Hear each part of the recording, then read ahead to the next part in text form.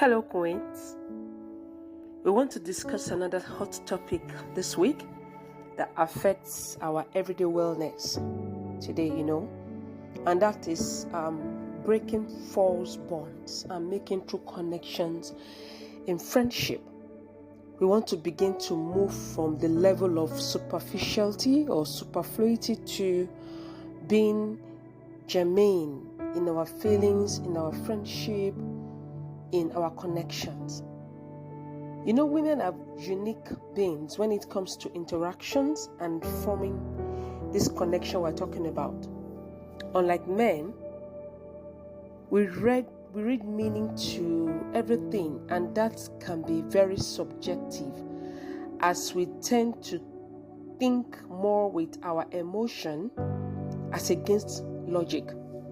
And because of this, our friendship, our relationships are affected so much so that we form false bonds with people just to get by, in the form of self-preservation. Human interaction are complex and cannot be reduced to cliches. However, there's always a place for healthy, true, and beneficial connection. We all need this type of deep and sincere connectivity. But before we examine how to form these connections, we're talking about breaking from that tendency to form shallow or false bonds.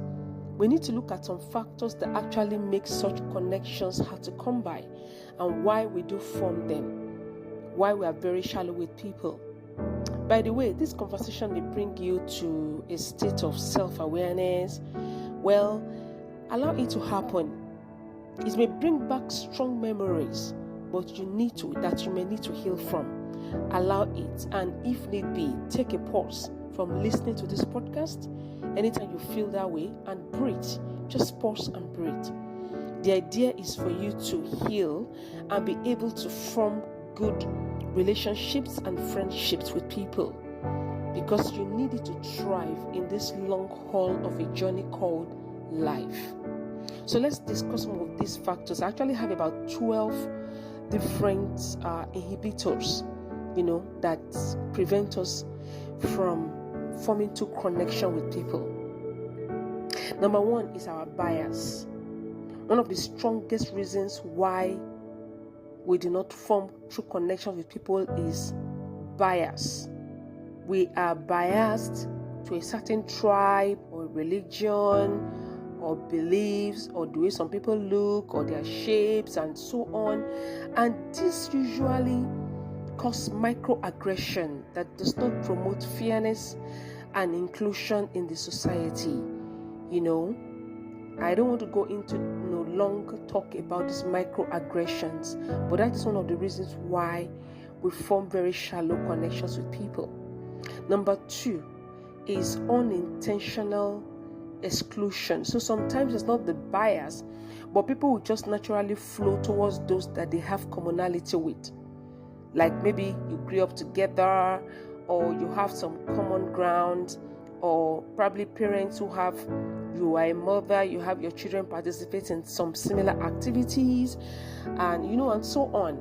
So this kind of those kind of women will easily congregate, and they remove some, and then some people cannot congregate with them. Some is because they like some certain kind of places they go to, they like to party, some don't like others. So because of that, we just exclude some people. So sometimes it's not necessarily bias, but unintentional exclusion because of our clique, so to speak. Number three, sometimes it is because we have developed a coping mechanism from early childhood. Maybe you faced verbal or physical abuse, or you grew up in a loveless environment, and that made you become defensive and closed up, because everything feels like anything closeness makes you as if when you are close to someone, it's as if they want to open up some wounds that you are trying to heal. This is a very deep one, but I'm not going to go into it. Number four, it could be self-esteem issues. It might be, developed inferiority complex, which was formed or develop due to events that happened to you. Some people were, sexually abused or verbally abused. It depends. Some occurrences that happen that, life-changing. And because of that, your self-esteem has permanently been affected such that you just don't feel you could give in your best to anything, including relationships and friendships. Number 5, sometimes you're just absorbed with secret pains, regrets, or issues that you don't want to discuss with nobody. Getting close to people might reveal that vulnerable part, and you don't want to be vulnerable, but it's very okay to be vulnerable. I know of women who have closed themselves off because of private struggles intended to stay private. Others have not felt support when they shared their privacy, and that is exactly what led them to stop sharing. So they just want to be on their own because they know that getting close to people is going to expose them again.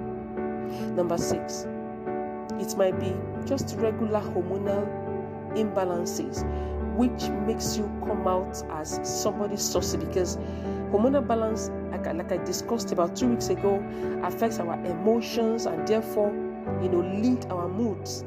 And most of the time, it makes us have roller coaster way of connecting with people. So not only for women, but men too. Some men, that's why men don't understand us, Today we're friendly, tomorrow we're saucy, next tomorrow we're, happy, and upper day we're sad. And that portrays us as unstable or unattractive or unfriendly, and because of that, people tend to probably stay away from us, or you just don't want to even be involved with anyone. Number 7, it could simply be time constraint. You are so busy with life, with work, with family, with responsibilities. We do not want to form bond with anyone. So we're just very shallow, especially with the one we have in the office. Just colleague kind of friendship. Somebody said being a friend to a colleague is a double-edged sword, because it's neither here nor there. Number 8, we simply don't have the energy, both physical and emotional energy, to form friendships, because friendships require emotional energy. You have to be there for others, and we just don't seem to be able to, have this energy in ourselves. Number 9, insecurity from lack of commonality. You don't have a sense of belonging. You don't fit in. So because you feel you don't fit in, you don't even want to try. You see a certain woman be like, no, can I ever be this person's friend? Let me not. You just don't see anybody, that you feel you have a common ground with. So others have tried making friends, and, some of them have perceived rejection, when in fact it might just be a failed attempt at a friendly encounter in the past. And because of that, you just use that previous failed attempt to judge. It might be a miscommunication, but say, oh, this is kind of person that person was. No, I don't want to go close to this person. So there's this perceived lack of commonality, and this may be, sometimes it might be, for instance, maybe women who are looking for children, who have related with women that have children, and those ones say something that didn't go well with them. So when they just want to avoid women with children because they don't want that part of, childlessness to be opened up inside of them. That's another example. So because of that, we want to shy away from being close to such people. Number 10, it might be a previous messy friendship. Several women have relayed stories of previous failed friendships, saying that they have no room in their life for any extra trouble. So you are closed because of a previous bitter experience with some other women.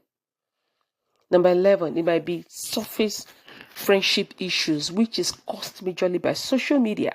Social media has brought a burden and a blessing to the society. Blessing in the sense that we can connect more people with people. Unfortunately, most of the connections are very shallow. So you can have 1,000 friends online, but who are they to you? So because of this, we are spread thin. We have less room for depth. We just connect with people on a shallow level, no time for depth. And because of that, we cannot really form friendship with anybody. Number 12, it petty competitions, and comparisons. We can be very petty. For instance, if you do not have the self-awareness to overcome this petty competition, and you encounter a woman who you perceive as better than you in some ways, maybe the person, you know uh has a better social value, then you feel threatened. It might be someone that looks more attractive, or have a nicer home, or nicer husband, or a more successful husband or partner, or better behaved children, or have more money, or better clothes, and so on. And you reactively judge and condemn this person because you don't have that what that person has in your mind. Even better, it can get very funny and messier when you can get another fellow woman to judge and condemn that person because that person also feels similarly threatened. I often observe how women gossip about one another, and I witness how a woman can be perfectly nice to another in their face, and immediately that person turns, you begin to talk trash about her as soon as she's out of hairshot. Please don't join Beefers Association. If you have this tendency, you do not need it at all. It's not necessary for you to be part of Beefers Association. Try and be genuine. Try and be happy genuinely for people. That is one of the ways to heal and open yourself to deep and true connection with people. Now, how can we begin to form these true connections, having looked at everything I just spoke about, those 12 points? You know, you may not be able to control the action of others, but you can definitely control your own outlook.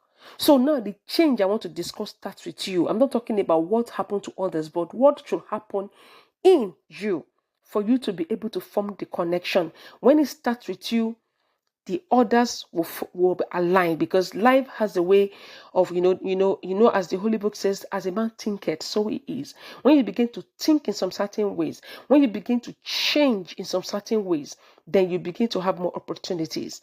And I have just few points, but I just want to quickly run through them. Number one is that you must be open, have to be open-minded.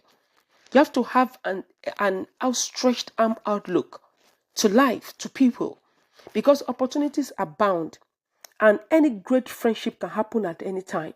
The challenge may be how you can balance letting down your guard for people and also being careful at the same time.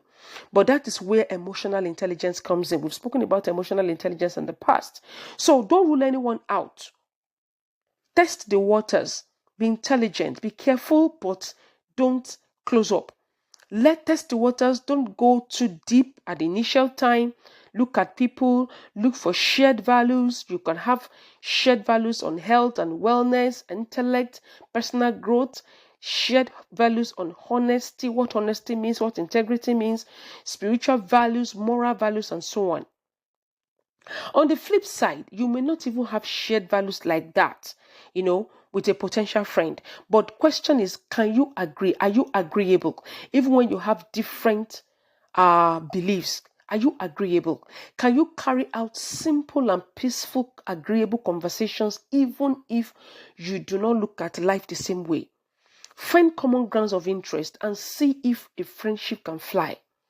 Take note of, but one thing you can watch out for, at the initial time, like I said again, even if you're open-minded, is to take note of who are in their other relationships, because you definitely might need to be careful and tread carefully if they hang out with people you are not comfortable with. So, for instance, maybe people that drink too much or hold views that you find offensive, then you may need to tread carefully, and that may not be a good choice. So, you may be open-minded, but be open-minded with sense, be open-minded with emotional intelligence to be able to see who and how you can form true connections with. Number two, be a friend, the type of friend you want to attract. So you actually might sit down and say, what kind of friend do I want to attract? Sit down and evaluate. I want this in my friend. I want this in my friend. Then you need to start being that friend, because you will want to attract that kind of person. So one of the things you may need to avoid in order for you to be the kind of friend you want to attract is avoid indirect aggression, which is like gossips, envy, disguised envy in form of fault finding. Be comfortable in your skin. Nobody is better than you. This life is relative. Nobody is better than you. It depends on where you are. You are in no competition with nobody. We are all on different journeys, and even if you're on similar journey, we're at different stages. Even if we're at the same stage, we are not seeing things the same way. We are still very our similarities are just skin deep. Inside of us, different things are happening. We are growing and maturing and metamorphosing into different people.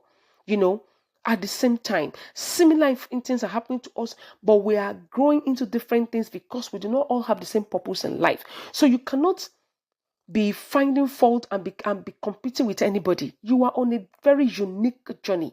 So allow yourself to reveal and enjoy the moment you are in today, because there is nobody like you having going through the same journey like you. Stop using others as yardstick and then secretly begin to envy them or compete or condemn them. Stop criticizing what you don't understand. Focus on your life. Mind your business. That is the most important thing to you. Another thing is you allow people to be who they are around you. Don't make people uncomfortable. Try to make people be at ease in order to earn their trust. Don't be quick to judge or condemn them for what look like a wrongdoing. Empathy must be very strong if you will understand people and form true connections with them. Allow them to be who they are. Allow them to mess up, so to speak. That's what friends are for, Allow them to mess up and then you could correct them in love if you have to. Because what you think is wrong might not actually be wrong. We are all looking at life from different perspectives. Another thing you can do is to be, another thing that you must be able to develop is maturity. Learn to rise above drama. Develop thick skin to drama. Be empathetic. Be hard to offend. Be easy to be entreated. Overlook drama. See it as a childlike thing. Allow peace to reign. When anybody does anything, just look at, oh, that's just childish. Move on, so that you could tolerate people. People are not perfect. People are not perfect at all. Nobody is perfect. We're all moving towards perfection. So you just have to allow people to mess up and then be able to be themselves, and then you can find common ground and how to move on and correct it going forward. Be tolerant, be tolerable. Another thing you can do is to be humble. You need to be humble. Don't necessarily or unnecessarily be too high in your own eyes. You don't need to prove a point to anybody. Nobody really cares about who you are at the end of the day, because people are self-absorbed in their own selves. So you don't need to prove anything to anyone. We sometimes want to match people's energy by retaliating. Oh, this person did this for me, I want to do it back. If you feel friendship is more important than that, then invest more and only strive to set healthy boundaries for self-preservation's sake. So instead of you to say, I want to retaliate, I want to do something wrong, just set boundaries and allow peace to reign. Just allow people to be who they are. You don't have to retaliate. Be the mature, be the big babe. You understand? Play the big babe, play the matured babe all as much as possible. And above all, be an independent woman. Don't be clingy. Don't behave as if you can't do without relationship or without friendship. Friendship is not an ultimate do or die affair, especially if it will put you in a spiritual, financial, or emotional jeopardy. While it is very great to have friends and form connections, to have support groups and friends, don't sacrifice your peace of mind and don't satisfy stability and balance in your life. Don't sacrifice your aspirations or identity on the altar of I must have friends. You don't always have to have friends. Actually, that's the bane of this whole discussion. So you can form true connection if you are able to change who you are, metamorphose to, using all these principles. But you don't have to. If there is nobody that really fits in, start with yourself. Befriend yourself first of all. Don't forget that eagles do fly alone. Well, there's another school of thought that says that if you want to travel fast, travel alone. But if you want to travel fast, if you want to travel fast, travel alone. But if you want to travel far, travel with others. My question is this. Honestly, this school of thought, I want to ask you, which one is more important to you? Traveling fast or traveling far? For me, sincerely, it depends on where you are going. Where are you traveling to? What kind of journey are you on? It depends. If you are, so you will know whether you should travel fast, travel alone, or travel far and travel with people. In all travelings, be wise. That's all I would say. So just to round up, in essence, don't underestimate the power of sisterhood. We need each other. When women come together to support one another, we are unstoppable. According to research in the power of female friendships, intimate female friendships can enhance women's self esteem, connectedness, and enjoyment. Having intimate female friends throughout life promotes health and a sense of well being. They provide emotional, social, physical, and spiritual benefits, and that contributes to your longevity as a woman. So, we are powerful creatures of whatever we set our minds to do, and this include friendship with each other. There is more than enough to go around, and there's no better place to realize than to realize that than in the warm and generous embrace of genuine female friendship. So let's try and pursue that. And with that, I'm going to stop this podcast for this week. Thank you so much. I hope you have learned something. Until next week, this is Dr. Kemi and signing out. Thank you and have a great week. Bye.